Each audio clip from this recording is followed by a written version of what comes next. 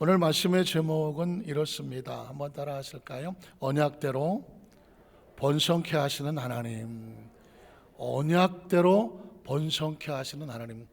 재수가 좋고 운이 좋아서 얻어 걸리는 것이 아니라 하나님의 철저한 언약의 약속대로 자기 백성을 번성케 하시는 하나님, 이런 제목으로 말씀의 은혜를 나누기를 원합니다. 오늘 아침에 일어나서 전혀 그전에 없었던 건데요, 이제 세수를 하러 화장실에 들어갔는데 순간 제 마음속에요, 이런 마음이 들었어요. 제가 이제 결혼한 지 5년 만에 낳은 아들이 하나 있는데 이제 한 30도 넘었습니다. 그런데 전혀 그런 적이 없었는데 갑자기 아들이 생각이 나는 거예요. 물커덩. 그러면서 전혀 계산하거나 뭐 사전에 생각한 것이 없는데 문득 이 순간에 가장 나에게 소중한 건 너다.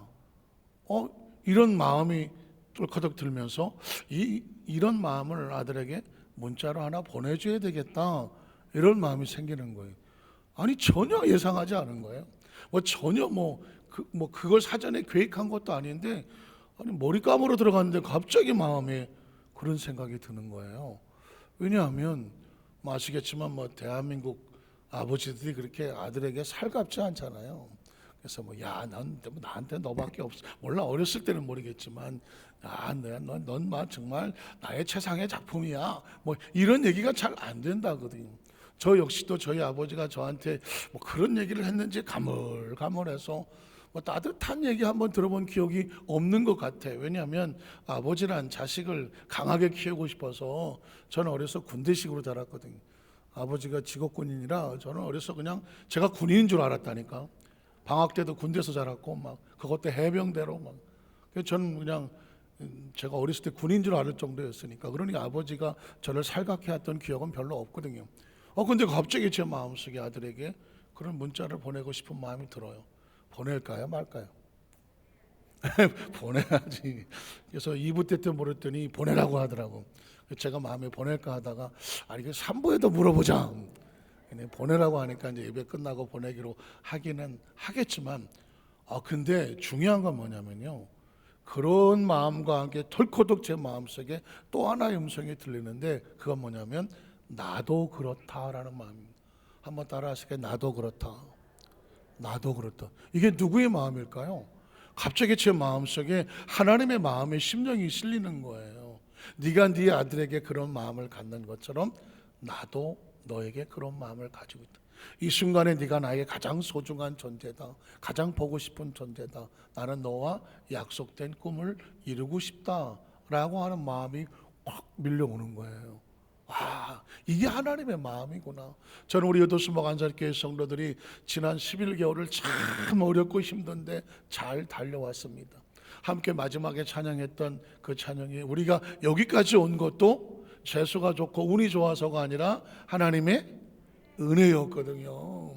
그런데 참 달려오신 우리 성도들에게 하나님이 주신 위로와 소망이었어. 지금 이 순간에도 하나님은 여러분을 보고 싶어하고 하나님의 가장 소중한 존재로 이 자리에 있게 하신 줄로 믿습니다. 그래서 여러분, 이제껏 삶을 살아보니까 인생의 최고의 축복은 예배인 거예요. 예배. 인생의 최고의 축복은 예배더라고요. 예배 자리를 잃어버리지 아니하고 예배 자리에 있어서 하나님을 경배하고 찬양할 수 있는 이 자리가 제가 요만큼 살아보니까 내 생의 최고의 축복이었고요. 그리고 가장 불안하고 초조하고 힘든 게 뭐냐면 예배 시간에 예배 자리에 없는 거였어요.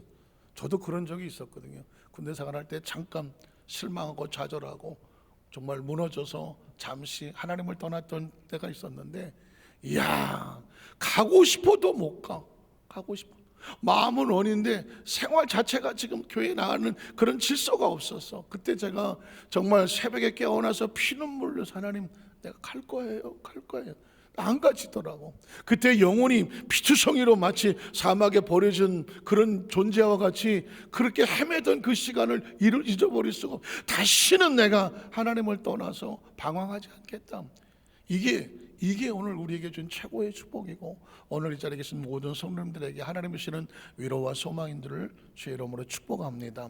그런데 이 마음은요, 성경 절절히 하나님이 약속하고 있습니다. 노아가 만약에 방주에 40일 동안에 그 고난의 시기를 지나갔을 때 하나님께서 네가 뭐 알아서 나오든지 말든지 했겠습니까?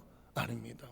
하나님의 사람이 연단과 시련과 고난을 지나갈 때 하나님은 처절하게 그 마음을 절하고 싶기를 원해요. 그 방주에서 나온 노아를 향한 하나님의 마음을 성경은 이렇게 기록하고 있습니다. 창세기 9장 7절에 보니까 너희는 생육하고 번성하며, 번성이라는 단어를 기억하십시오. 땅에 가득하여 그 중에서 또 뭐해라? 번성해라. 하나님은 노아를 그 방주에 두고 그 속에서 이 홍수 가운데 건져내시며 마음에 처절해 가지고 있는 하나님의 마음이 있어서, 내가 너를 지금은 방주 안에 뒀지만 방주에서 나오면 내가 너를 통하여서 크게 번성하게 하며 크게 번성하게 할 거다. 이게 하나님의 마음이야. 이게 하나님의 약속인 거예요. 성경은요, 무슨 노아 이야기를 하고 있지 않습니다. 무슨 솔로몬, 다윗 위대한 인물 얘기하지 않습니다. 성경은 누구 이야기다? 하나님의 이야기야. 하나님의 마음. 사실 인류 역사를 영어로 뭐라고 말합니까? 히스토리라고 말합니다.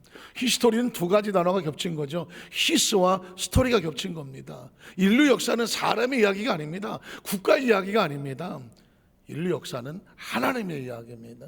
하나님께서 그 민족을 통해서 그 시대에서 어떻게 역사하셨는지 하나님의 스토리를 역사라고 말하는 것이고, 성경은 바로 하나님의 이야기와 하나님의 마음과 하나님의 약속이 담겨져 있기 때문에 성경을 바이블이라고 하지만 테스터멘트라고 말하고, 예수를 믿는 성도들에게 커버넌트로 계약과 언약을 맺었다고 말씀하는 것입니다. 지금 하나님은 노아를 향해서도 약속을 하고 있는 것입니다.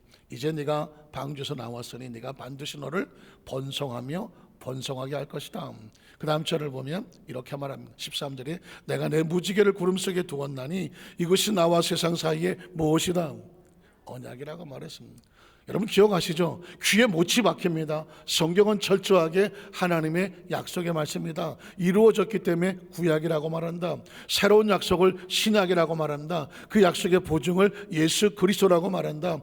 크리스찬은 뭐냐? 예수를 믿음 하나님과 약속된 존재다. 예수를 믿기 전에는 성경은 나와 상관이 없었지만 예수를 믿으면 이 말씀은 전부 약속이다. 누구를 향한 약속이다? 저와 여러분을 향한 약속입니다. 약속이 궁금하지 않습니까? 나를 향한 약속에 뭐가 기록됐을까? 이게 궁금하니까 말씀을 읽는 겁니다. 이게 궁금하니까 하나님께 나와서 말씀을 들으시는 겁니다. 저는 성경 속에서 하나님의 약속을 발견합니다. 그 약속에 담겨진 구구절절한 하나님의 마음을 발견합니다. 강단에서 여러분을 교육하고 싶지 않습니다. 저는 여러분의 세미나하고 여러분의 지식을 올리고 싶지 않습니다. 성경 속에 흐르고 있는 하나님의 약속의 마음을 가슴에 품어서 여러분에게 그 마음을 심어주는 것입니다. 여러분이 땅의 삶을 살아가면서 요행과 재수로 살아가는 존재가 아닙니다. 하나님의 약속의 말씀과 계획을 끌어안고 그 시간과 공간의 제한을 받지만 정확한 하나님의 섭리 가운데 인도받는 하나님의 자녀로 살아가는 것입니다. 믿으십니까? 때문에 성경은 창세부터 계시록까지 하나님을 만나는 백성들에게 이렇게 말하지 않습니까? 너는 강하고 담대해라. 홀로 남았는데 아무것도 없는데 그럼에도 불구하고 강하고 담대해. 두려워하지 말고 놀라지 마라. 내가 너와 함께 있을 테니까 이 율법책을 마음판에 새기고 주야로 묵상해라. 도대체 이게 뭔데? 하나님 우리를 향하신 약속이니까. 우리가 약속이라는 것을 가슴에 안고 있으면 우연히 태어난 존재도 아니고 물을 따라 바람 따라 돌아가는 그런 나그네가 아니라니까. 하나님의 정확한 계획과 섭리 속에서 우리를 향하신 하나님의 뭐가 흐르고 있다? 약속이 흐르고 있는 것입니다. 때문에 성경은 계속해서 언약을 말하는 것이죠. 16절에도 보면 무지개가 구름 사이에 있으리니 내가 보고 나 하나님과 모든 육체를 가진 땅의 모든 생물 사이에 무슨 언약? 영원한 것입니다. 그건 노아 시대 끝난 거 아닙니까? 아브라함 시대 끝난 거 아닙니까? 성경은 하나님은 처음과 마지기, 알파와 오메가고 처음과 나중이고 과거와 현재와 미래가 동시대에 있는 것이니까 노아를 향한 약속이 노아의 하나님이 아니라 인류 전체의 하나님이라 우리 하나님이라 그분은 이 약속을 뭐라고 말하느냐? 영원하다. 영원하다. 또 그 다음 절에 보면 17절에 하나님이 노아에게 또 이르시되 내가 나와 땅에 있는 모든 생물에서 세운 언약의 증거가 있어요. 그 당시에는 무지개를 언약의 증거라고, 그 무지개를 볼 때마다 하나님 우리에게 약속을 잊어버리지 말라는 것입니다. 이 시대 속에서 우리는 십자가를 바라보고 예수 이름을 바라보면서 하나님과 우리 사이에 뭐 하셨지? 약속하셨지. 그 십자가를 바라보고 예배할 때마다 십자가는 예수님이 우리를 향한 약속의 증거가 되는 것입니다. 창세기 17장 1절 2절에 보면 노아는 이제 세상을 떠났습니다. 이제는 아브라함의 시대가 다가왔습니다. 하나님은 시대는 달라지더라도 하나님의 약속은 어떻게 하다? 영원하다. 영원하다. 아브라함과 이제 약속을 하겠죠. 아브라함이 99세 때 야훼께서 아브라함에게 나타나서 그에게 이르시되 나는 전능한 하나님이라. 자, 스스로 자신이 약속을 하실 것인데 약속을 행할 능력이 있는지 없는지 자신을 드러내야 되지 않겠습니까? 그래서 또 All my God, 전능하신 하나님이야. 뭐든지 하실 수 있는 하나님이야. 너는 내 앞에서 행하여 완전하라. 자, 내가 뭐를? 나의 언약, 마이 커버넌트라고 말하는, 하나님과 우리 사이에 있는 것을 테스타먼트라고 말한다면, 변하지 않는 약속이라고 말한다면, 예수를 구주로 믿고 하나님의 자녀가 되면 한 사람 한 사람과 계약을 맺게 돼 있어. 그 계약을 뭐라고 말해? 마이 커버넌트, 내 언약을 너와 나 사이에 두어서. 그 내용이 뭐야? 반드시 내가 너를 크게 뭐하게 하리라? 번성하게 하리라는 거죠. 창세부터 계시록 성경을 읽다가 번성이란 단어가 나오면 눈을 번쩍 뜨셔야 돼. 번쩍 뜨셔야 돼. 왜? 이건 다른 사람의 이야기가 아니야. 저와 여러분을 향한, 하나님이 향한 우리의 마음이거든. 믿으십니까? 내가 너를 크게 번성하게 하리라 하시니. 자, 이제 아브라함은 지나갑니다. 그리고 창세기 26장에 보면 2절 5절에 아브라함도 나이가 먹어 세상을 떠나니까 이제 홀로 남은 이삭이 있지 않겠습니까? 아브라함과 노아 시대가 지나가더라도 이삭은 여전히 하나님과 관계 속에서 약속을 받게 됩니다. 이 성경은 무슨 얘기를 할까요? 시대는, 우리는 시간의 제한을 받기 때문에 또 떠나고 또 떠나고 떠나요. 우리도 떠납니다. 우린 다음 세대라고 말하죠. 우리의 자녀들이 남을 것이고 그 아이들도 또 떠날 것이고 그 다음 세대가 임할 것입니다. 우리 중고등학생들을 볼 때마다 어떤 생각이 드냐면, 저도 저랬거든요. 저도, 우리도 저런 나이가 있었잖아. 우리 중고등학생 10대 있었잖아. 나는 10대가 없었다. 우리 저 시기를 지냈거든요. 그래서 늘 뭐 어떤 때는 뭐 억지로 앉아, 부모님 따라 앉아 있는 적도 있고, 또 그냥 뭐 친구 따라 앉아 있는 적도 있고, 뭐 선생님이 하도 오라 그러니까 할 수 없이 앉아 있는 적도 있고, 뭐 앉아 있다 보니까 별로 관심도 없고, 뭐 듣는 얘기도 없고 고개 숙인 적도 있고, 딴 생각한 적도 있고, 존 적도 있고 있어요. 그러나 그럼에도 불구하고 그 시대 속에서 세월이 지나가는 가운데 하나님께서, 세월이 지날까 보도 나도 6학년이 됐어 이제 보니까. 세월은 지나가. 세월은 지나가. 그러나 하나님의 역사는 또 다른 세를 통해서 일하시는 거예요. 아브라함이 지났다고 하더라도 뭐는 그대로다. 하나님의 약속은 그대로인 거예요. 우리는 지나가도록 하나님의 약속은 우리의 다음 세대, 우리 자녀들에게 계속 이어져 가는 거예요. 그러니 우리가 뭘 해야 돼? 우리가 그 약속을 알고 그 약속 우리 자녀들에게 뭐 해야 돼? 가르쳐주고 알려줘야 되는 것이죠. 자, 그래서 야훼께서 이삭에게 나타나 이르시되 애굽으로 내려가지 말고 내게 지시하는 땅에 거주하라. 이 땅에 거리하면 내가 너와 함께 있어서 내게 복을 주고. 이게 뭐예요? 약속이잖아. 내가 너와 함께 있어 줄게. 약속이잖아요. 내가 너에게 복을 줄게. 약속입니다. 그리고 이 모든 땅을 어떻게? 너와 내 자손에게 뭐하리라? 주려 하는 겁니다. 하나님은 지금 왜 똑같은 얘기들을 계속 아브라함에게 하고 아까 노아에게 하고 그 다음에 이삭에게 하고 계속 이어서 할까요? 이건 하나님이 변하지 않는 영원한 약속이기 때문에 그런 거예요. 이 약속 안에 들어오면 네가 약속의 대상자가 되는 거거든. 너와 내 손에 주리라. 내가 내 아버지 아브라함에게 맹세가, 다른 뜻이 뭐예요? 맹세는 뭐예요? 언약 중에 언약이지. 약속입니다. 약속을 내가 이루어서 어떻게? 내 자손 하늘의 별과 같이 번성하게 하며 이 모든 땅을 내 자손에게 줄 것이니. 이유가 뭐예요? 내 자손으로 말미암아 천하 만민. 전 여기서 또 하나 깨닫게 됩니다. 내 자손은 약속의 자손이고 천하 만민은 그냥 생명들이야. 근데 하나님은 이 땅에 복을 주시려면 어떻게 할까? 하나님의 약속된 자녀들에게 약속을, 복을 주고 그 사람이 가서 그것을 복 있게 만들어라. 예수님을 구주로 믿으시면 아멘 하시기 바랍니다. 예수를 믿으면 뭐하냐? 세상에 가서 길목 좋은 것에 재수 좋고 운 좋은 데 가서 어떻게 얻어 걸리는 것이 아니라 하나님께서 우리를 복의 근원으로 삼아 주셔서 우리가 가는 곳마다 복이 있게 하시는 겁니다. 그래서 네가 들어와도 복을 받고 나가도 복을 받고 네 몸의 소산과 토지와 뭐 광주리에다가 뭐 우양의 새끼와 누가 복을 받으니까? 내가 복을 받으니까 우리 자녀들에게, 우리와 함께한 자에게 뭐가 임하게 하리라? 복이 임하게 하리라. 여러분, 세상에서 쭈삣쭈삣 살 존재가 아니야. 혹시 어디 가서 콩고물이나 떨어지나 하고 눈치 보면서 어디 있다가 바닥에 떨어지고 죽는 사람이 아니라니까. 하나님 우리에게만 내가 너에게 복을 줄 테니까 네가 가서 복을 나눠주라는, 영향 끼치는 존재가 되라는 거죠. 믿으시면 아멘 하시기 바랍니다. 우리의 자녀들이 왜 일어나서 성공해야 되는지 아십니까? 우리 여도 소환장교회 성도들 가운데, 우리 중고등학생들 가운데, 여러분의 자녀들 가운데, 손들 가운데 나가서 이 나라의 대통령도 한번 하고 경제적인 수장도 한번 되고 외교도 하고 나가야 돼. 이유가 뭔지 아십니까? 그게 높아져서가 아니야. 리더 하나가 잘하면 세상이 달라지고, 리더 하나가 잘못하면 세상이 뒤집어지잖아요. 그러니까 어떻게 돼? 하나님의 복을 받는 사람이 리더가 좀 되어져서 대한민국 세계를 바꿔놓을 수 있는 리더자가 나와야 되잖아요. 그래서 하나님께서는 노아에게, 아브라함에게, 이삭에게 영적 리더로 세우셔서 그 시대를 복 있게 하려고 하는 것입니다. 그 사람으로 말미암아 천하 만민이 어떻게 복을 받으리라. 그 다음 절을 보면 이는 아브라함이 내 말을 순종하고, 부모가 하나님의 약속의 말을 순종하고 내 명령과 내 계명과 내 율례와 법도를 지켰더니 그 복이 어디로 가? 이삭에게 가고 자녀에게 가고 자손에게 됩니다. 다시 한번 예수를 구주로 믿으시면 아멘 하시기 바랍니다. 우리가 시대 부모로서 또 할머니 할아버지로서 정말 똑바로 예수를 잘 믿고 믿음 안에 말씀 순종하고 하나님 안에 있어야 되는 이유가 뭔지 아십니까? 너로 인하여 너의 자녀와 자손에게 그 약속 안에 있으니까 복을 주시겠다고 말씀하셨습니다. 자, 그럼 오늘 본문에 들어가면 요셉의 시대는 또 달라. 이제는 애굽에 내려가서 남의 집살이를 하고 있는 과연 이 시대 속에서도 하나님은 자기 백성을 향한 약속을 지켜내실까? 그게 궁금한 것입니다. 우린 첫 번째로 고난 가운데 더욱 번성케 하시는 하나님의 모습. 고난 가운데도 번성케 하신다. 출애굽기 1장 6절에 보니까 요셉과 그의 모든 형제와 그 시대 사람은 다 죽었고, 희망적인 소식입니까? 절망적인 소식입니까?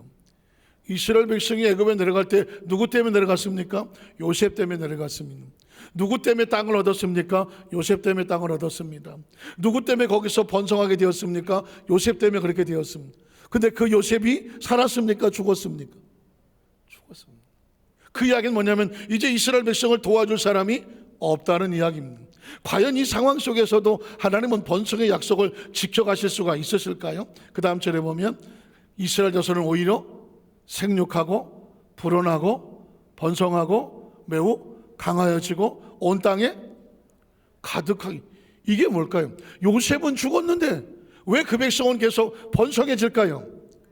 이 백성을 이끌고 온 것은 요셉일까요? 하나님의 약속일까요?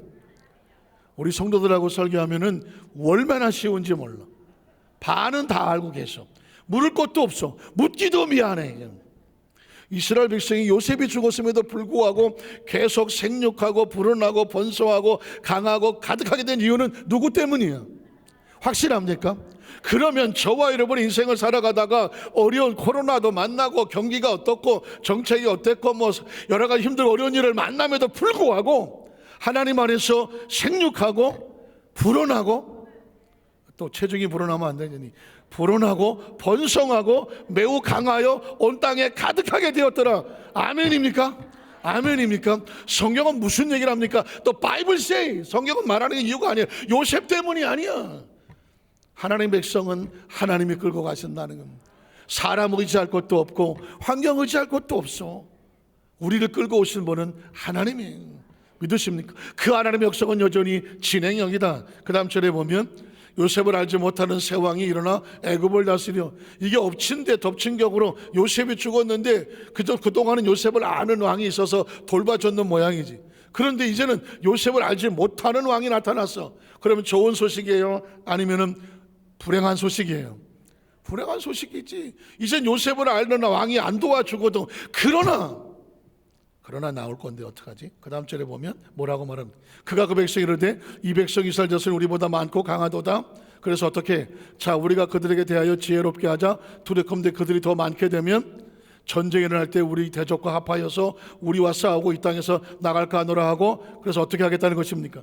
감독들을 그들에 세우고 그들에게 무거운 짐을 지워서 괴롭게 해서 더 번성하지 못하도록, 창대하지 못하도록 막고, 그들에게 바알을 위해서 국고성 비돔과 람세, 그러니까 성을 건축하게 만들어서 아예 그냥 이 백성 꼼짝없게 묶어두자, 이런 이야기입니다. 자, 그랬더니 그 다음 절에 보면 그러나가 나옵니다. 여러분 한번 따라 하실까요? 그러나. 크리스찬의 반전은 뭔지 아십니까? 우리 인생에 항상 뭐가 있다? 그러나가 있다. 요셉이 죽고 의지하던 사람, 환경과 여건이 끝나도, 요셉을 알지 못하는 왕이 형편과 여건을 어렵게 만들어도 성경은 거기다가 이렇게 말합니다. 그러나 너는 달라. 그러나 하나님의 약속은 달라. 하나님의 사람은 달라. 믿으십니까? 왜? 그러나 보니까 학대를 받을수록 더욱 어떻게? 밑줄 쳐놓고 거기다 별표 해놓고 가슴에 새기셔야 돼요. 하나님의 역사는 어떻다? 학대를 받을수록 하나님은 그 학대를 뒤집어서 어떻게? 더욱 번성하여 퍼져나가니까. 애굽의 사람이 이스라엘 자손을 말미암아 근심하더라 막을 길이 없는 건. 저와 여러분 인생을 살아면 뒤를 돌아다 보십시오. 그리고 내 인생에 지나간 과거가 아픔인가 슬픔인가 절망인가 좌절인가, 인간적으로 볼 때는 아픔이야. 그러나 하나님은 달라. 하나님은 달라. 저는 이 스토리를 읽으면서 제가 여러분에게 아마 드렸던 예화 가운데 제 마음에 늘 새기는 예화가 하나 있습니다. 하나님께서 천사들을 동원해서 이 세상을 좀 아름답게 하자. 그래서 꽃씨를 뿌리자. 꽃씨를 뿌리면 꽃이 피고 뭐 향기와 온 모습이 아름다울 테니까 하나님께서 꽃씨를 뿌리자고 말했습니다. 근데 이 소식을 또 이 마귀하고 이 쫄병들이 그걸 들었어. 야, 하나님이 이 세계에 꽃씨를 뿌린다더라. 그러면 꽃씨가 자라고 꽃을 피고 향기가 나면 마귀는 향기를 싫어해요. 아름다운 걸 싫어해. 그래서 어떻게? 이걸 우리가 막아버리자. 그래서 쫄병들을 동원해서 어떻게 하면 좋겠냐? 그랬더니 한 놈이, 대장, 꽃씨를 뿌리면 우리가 흙을 덮어갖고 빡빡 밟아갖고 죽여버립시다. 그러니까 좋은 아이디어야. 꽃씨를 뿌리면 쫓아가서 뒤에다 흙을 덮어서 밟아버려야지. 그래서 천사가 꽃씨를 뿌리니까 마귀 쫄병들은 다니면서 계속 흙으로 다 덮어갖고 밟아버렸어. 그날 저녁에 회식을 하는 거지. 이제 뭐 세상에 꽃씨를 뿌려서 꽃이 피고 뭐 향기가 진동할 거라고 어림도 없는 소리 하고 그들은 승리의 회식을 하고 낮아빠졌지만 얼마 지나서 여러분 아시는 것처럼 그 꽃씨가 어떻게 됐겠어요? 죽었겠어요? 살았겠어요? 살았어. 싹을 돋고 줄기를 뻗더니 가지가 피고 꽃봉오리가 올라오고 꽃이 만발하고 향기가 진동하게 됐어. 마귀의 쫄병들이 뭐지? 이게 어떻게 된 거야? 아니 이거 죽으라고 반드시 이걸 덮어버리고 발로 밟아버렸는데 이게 어떻게 살아난 거야? 그랬더니 이 식물학을 전공한 쫄병 하나가, 아이코 대장, 우리가 큰 실수를 했습니다. 무슨 실수를 했어요?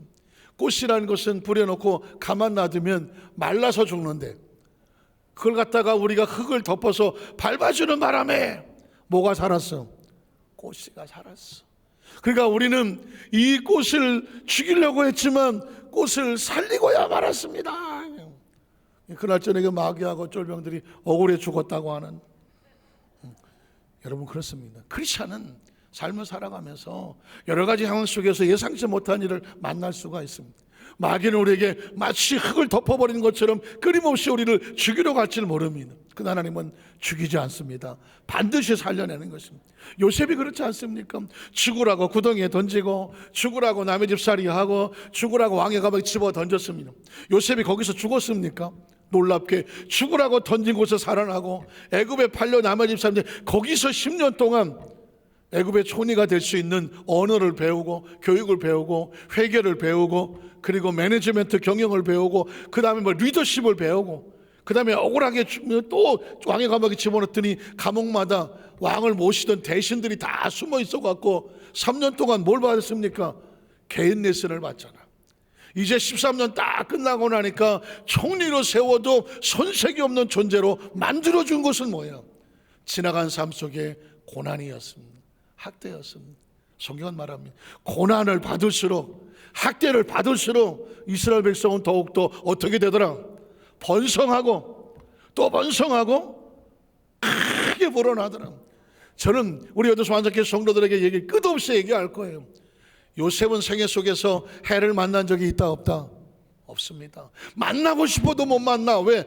하나님께서 요셉이 만날 해를 무엇으로 바꾸셔서? 선으로 바꾸셔서. 당신들은 나를 헤아려 했지만 하나님은 선으로 바꾸셔서 오늘날 내가 애굽의 총리가 되고 바로의 주가 되게 하셨다. 그래서 생명을 살리게 하셨다. 여러분, 철저하게 우리 여도수 만사교회 성도들은 철저하게 내 인생에 해를 만난 적은 없어. 만나고 싶어도 못 만나. 왜? 하나님의 해를 뭘로 바꿨어? 선으로 바꿨어. 나는 그걸 해라고 생각했는데 돌이켜보니까 그것이 내 인생의 선이 되어지고 오늘 여기까지 이끌어오고 앞으로 이끌어가는 축복의 통로가 된다는 사실을 주님의 이름으로 축복합니다. 이런 마인드를 가지고 있고 이런 멘탈을 가지고 있고 이런 인생의 사고력을 가지고 있고 인생을 해석해낼 수 있는 사람은 그 어떤 사람도 우리에게 상처 줄 수 없어. 우리를 절망시킬 수 없어. 낙심 줄 수 없어. 여러분, 지나간 삶 속에 만났던 아픔과 상처, 억울하고 속상하고 힘들게 했던 모든 것을 이 시간에 내려놓고 하나님을 바라보시고, 아, 그게 나를 해롭게 한 줄 알았더니 하나님께서 나를 하나님을 바라보고 믿음에 설계하는 선이었구나. 한번 따라하시게. 내 인생에 만났던 왼수 덩어리, 힘들고 어렵고 고통스럽고 상처했던 것 모두 다 알고 보니 해가 아니라 뭐였더라? 선이었더라. 선이었더라. 이런 사고를 가지고 이런 신앙으로 무장을 하면 마귀는 한 길로 왔다 7길로 도망갑니다. 절대로 상처 주지 못합니다. 절대로 무너뜨리지 못합니다. 우리 마지막으로 하나 더 보면, 둘째, 하나님을 두려워하는 자를 번성케 하셨어요. 하나님은 누구를 또 번성케 하셨느냐? 하나님을 두려워할 줄 아는 사람, 이 사람을 번성케 하셨습니다. 출애굽기 15절에 보니까 애굽 왕이 히브리 산파 십부라라 하는 사람과 부하라고 하는 사람, 십부라라고 하는 사람과 부하, 잘 나오진 않지만 기억해 둘 필요 있습니다. 산파가 뭐예요? 아이를 출산할 때 옆에서 도와주는 전문적인 그런 분이 바로 산파라고 말하는 것이죠. 자, 이 사람에게 말하되 뭐라고 말합니까? 이래 너희는 히브리 여인을 위하여 해산을 도울 때에 그 자리를 살펴서 아들이거든 그를 죽이고 딸이거든 살려두라. 무슨 뜻입니까? 아예 이스라엘 민족의 씨를 말리겠다는 것이었습니다. 자, 그랬더니 그 다음 절에 보니까 그러나 산파들이 하나님을 뭐하니까? 두려워하니. 우린 여기서 신앙의 정의를 내립니다. 신앙은 뭐냐? 하나님을 두려워할 줄 아는 것입니다. 그리고 애굽 왕의 명령을 어기고 목숨을 걸고라도 하나님의 사역에 동참하는 것입니다. 남자 아기들을 살렸다, 이건 그냥 살렸다고 말하지만 아이들을 살렸다는 얘기는 뭘까요? 이스라엘 민족이 성장하고 번성해 나가는데 그들이 통로가 되었다는 것입니다. 저는 그래서 이 사람들은 뭐냐? 하나님의 사역을 돕는 동역자들이구나. 제가 지금 금요 체력 때마다 로마서 16장 강의를 하고 있는데, 이런 하시는 것처럼 바울의 사역에 이름 없이 빛 없이 도왔던 많은 사람들이 있습니다. 그 바울이 그들을 잃어버리지 않습니다. 로마 교회 성도들에게 이 사람들은 나를 도와준 나의 친척이요, 나의 형제요, 내 사랑하는 이요, 나의 부모요, 한 사람 한 사람을 다 기억하며 성경에 기록합니다. 그들을 뭐라고 말하냐? 바울의 동역자라고 말해요. 지금 저와 여러분 땅에 존재하는 이유와 목적은 무엇인지 아십니까? 어떤 모습이든지 하나님의 나라에 함께 동역하는 동역자들이 되라. 제가 만든 말이 한번 따라 하실 거예요. 하동자. 하동자가 뭐야? 성가대가 제일 빨라. 하동자는 뭐냐? 하나님의 사역을 동역하는 사람들이에요. 요즘은 젊은 사람들은 말을 줄여서 하더라고요. 아주 옛날 말인데도 잘 못 알아듣는 복화충. 우리 성가대 복화충을 아십니까? 복화충. 예, 반주자는 알아서 얘기하려고 그러는 건데 마스크 때문에 안 되는 것 같기도 하고. 복화충이 뭐예요? 우리 중고등학생 복화충이 뭐예요? 저건 뭐 기본이지. 버스카드 충전하는 걸 복화충이라고 그래요. 그럼 혹시 세젤리에는 알아요? 세젤리에? 세젤리에? 고개 끄덕끄덕합니다. 우리 옆에 분에게 한번 이렇게 말해보세요. 세젤리에. 여러분 자신이 없어. 무슨 말이요? 세상에서 제일 예쁜 사람이야. 집에 가서 여러분 한번 해보세요. 남편에게, 부인에게, 아유 당신은 나에게 세젤리예요. 뭔 소리야? 뭐 그럴 분도 계시겠지만 알아듣는 사람 말한다. 그래서 여러분, 여성들이 제일 듣고 싶은 이야기 뭔지 알아요? 세젤레야, 당신은 나에게 세젤레야. 그러면 막 여성들이, 젊은 사람이에도 어쩔 줄 모르는 거예요. 제가 이제 갖다 만든 말이에요. 하동자. 저는 우리 여도수 만삭교회 모든 성도들이 하나님 안에서 크고 작은 일 어떤 모습이든지 그 사람은 하나님의 동역자였더라. 그런 칭찬과 상급을 받게 되시기를 주님의 이름으로 축원합니다. 시브라와 부하, 우린 잘 모르는 사람들이고 히브리 산파에 불과했지만 그들은 하동자였어. 하나님의 사역을 같이 돕는 사람들이었어. 그 사람들에게 어떤 일이 벌어질까요? 그 다음 절에 보면 애굽 왕이 산파를 불러 그들에게 이르되 너희가 어찌하여 이같이 남자 아기들을 살렸느냐? 그랬더니 산파가 바로에게 대답하되 히브리 여인은 애굽 여인과 같이 아니하고 건장하여 산파가 그들이 전에 벗어나 버렸어. 해서나 있도다 죽일 수가 없었다. 하나님이 그 산파들에게 뭘 베푸십니까? 은혜를 베푸시고. 왜? 하동자니까. 그 백성은 번성하고 매우 강해지더라. 21절에 보니까 그 산파들은, 다른 말로 바꾸면 하동자들은 하나님을 경외했으므로 하나님이 그들의 집안을 어떻게 하시더라? 흥왕하게 하시더라. 흥왕이 뭐예요? 흥하고 번성하고 왕성하게 하시더라는. 여러분, 그렇습니다. 하나님께서 축복을 하실 때는 이유가 있어야 되는 거죠. 저는 그래서 우리 여도수 만삭교회 성도들이 어떤 모습인지 하나님의 자랑이 되고 하동자가 되시라. 그러면 그것이 근거가 되어져서 하나님이 뭐 하실 수밖에 없느냐? 흥왕하시게 하는 것이죠. 성경은 오늘 우리에게 주시는 말씀 가운데 하나님의 마음을 전합니다. 하나님 누구를 축복하시더라? 하나님을 두려워할 줄 아는 사람, 세상과 맞서서 맞짱을 뜰 줄 아는 사람. 신앙이란 그렇죠. 뭐 하나님을 두려워할 줄 알아서 세상과 맞짱을 떠서 믿음을 지키는 사람, 그게 크리스천 아닙니까? 성경에도 보니까 그런 사람을 축복하셨잖아요. 아브라함도 이삭을 올려놓을 때 하나님께서 네가 나를 경외하는 줄 이제야 알았구나. 하나님의 마음이 감동이 되는 거죠. 솔로몬도 하나님 앞에 와서 그 삼천 제사를 드렸을 때, 일편모 제사를 드렸을 때 하나님이 찾아오셔서 뭘 원하냐고 말했죠. 그때 뭐라고 말합니까? 하나님, 나를 위해서는 아무것도 필요 없습니다. 하나님 맡겨준 이 백성들을 위해서 잘 감당하고 싶사오니 나에게 지혜 주십시오. 듣는 마음을 주십시오. 하나님을 위해서 주십시오라고 말했습니다. 그랬더니 하나님의 마음이 움직이더라고. 저는 우리 여도수 만삭교회 성도들이 하나님의 마음을 뒤흔들어 놓기를 축복합니다. 하나님의 마음. 삶을 살아가다 보면 어떤 사람에게 왈칵 감동돼서 눈물 흘린 적 있지 않습니까? 그때 뭐가 열립니까? 마음에 열리니까 지갑도 열리잖아. 하나님의 마음이 열리니까 네가 구하지 않은 것도 내게 줄게. 하나님은 솔로몬에 그렇게 축복을 하셨습니다. 말씀을 정리하기를 원합니다. 사랑하는 성도 여러분, 하나님의 또 다른 이름은 약속입니다.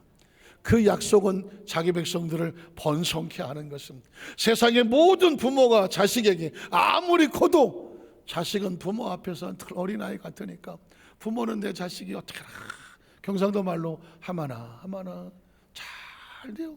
좋은 소식 얻기를 원하죠. 하나님의 마음이 그렇습니다. 자기 백성들을 내가 원하시는 것은 반드시 내가 복되고 번성하기를 원해. 하나님의 마음을 가슴에 끌어안고 믿음으로 사는 백성을 흥왕케 하기 원하시는 분이 하나님이야. 우리 여도수 만삭교회 성도들, 저와 여러분 인생 그렇게 오래 안 살아요. 조심스러운 얘기지만 아까 제가 중고등부 시절 얘기가 바로 엊그저께 같아요. 벌써 이만큼 왔어. 옛날 조영교 목사님이 75세쯤 돼서 하셨던 말씀 기억이 나요. 75세쯤 돼서 목사님이 전 세계를 수백 바퀴를 비행기를 타고 돌았고 전 세계 엄청난 성회를 인도하고 전 세계 가장 큰 교회를 세우셨던 목사님이지만 이렇게 얘기하더라고. 내 지나간 과거를 뒤돌아보니 어젯밤 꿈보다도 못하더라. 동의하십니까? 우리의 지나온 삶을 생각해 보십시오. 어제 꿈보다도 희미하게 해서 세월은 그렇습니다. 과거는 순식간에 지나가 버렸습니다. 우리가 얼마나 남아 살아갈지는 아무도 모릅니다. 하다 보니까 100살 되는 겁니다.